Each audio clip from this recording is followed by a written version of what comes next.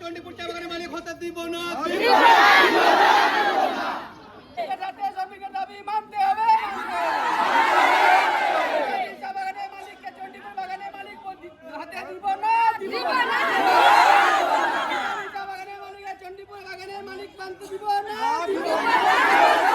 রাহুল তুষনিয়াল চণ্ডীপুর চা বাগানের অরিজিনাল মালিক।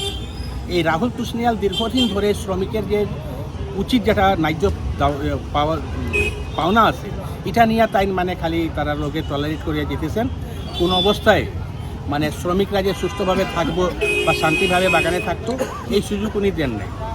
যাই হোক, উনির এই মানে শ্রমিক বিরোধী কার্যকলাপের উপর চা বাগান গত সংক্রান্তি যেটা বিহু এরপর পরের সপ্তাহের ধর্মা যে তলব শ্রমিকের তলব ওটাও উনি দেন নাই।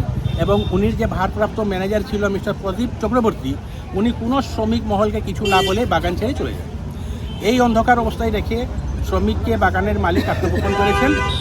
তারপর ওরা আমাদের ইউনিয়নের কাছে আসলো। আমাদের ভারপ্রাপ্ত শ্রমিক নেতা রাজীব গোয়ালা তৎপরতায় পিএফ কমিশনারকে চিঠি লেখা হয়েছে, তোবা হাইলাকান্দি ডিস্ট্রিক্ট কমিশনারও পিএফ কমিশনারকে চিঠি লেখেন এবং বিগত কয়েকদিন আগে চণ্ডীপুর চা বাগানকে পিএফ অ্যাটাচমেন্ট করে।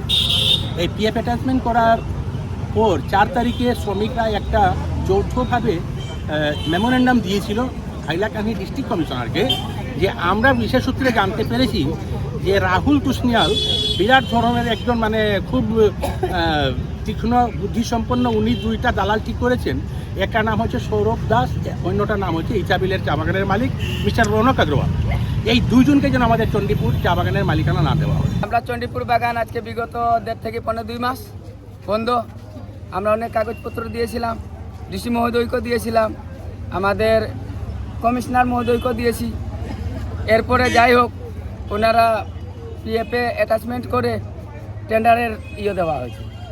টেন্ডার দেওয়ার পরে আমরা দাবি রেখেছিলাম যে 2টা লোককে টেন্ডার যাতে দেওয়া না হয়, সেটা সৌরভ দাস আর ইচাবিলের মালিকের নাম না জানা শর্তে আমরা ইচাবিল উল্লেখ করে মেমোরেন্ডামে লিখে দিয়েছিলাম।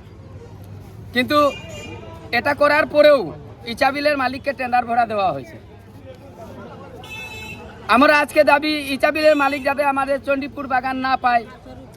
সৌরভ দাসকে তো টেন্ডার দেওয়া হয় নাই, কিন্তু ইচাবিলের মালিককে টেন্ডার ভরার সুযোগ দেওয়া হয়েছে। আমাদের দাবি এটাই, ইচাবিল মালিক উনি যাতে আমাদের চণ্ডীপুর বাগান না পায়। তাছাড়াও অন্য যে কোনো মালিক একজনকে দেওয়া হোক,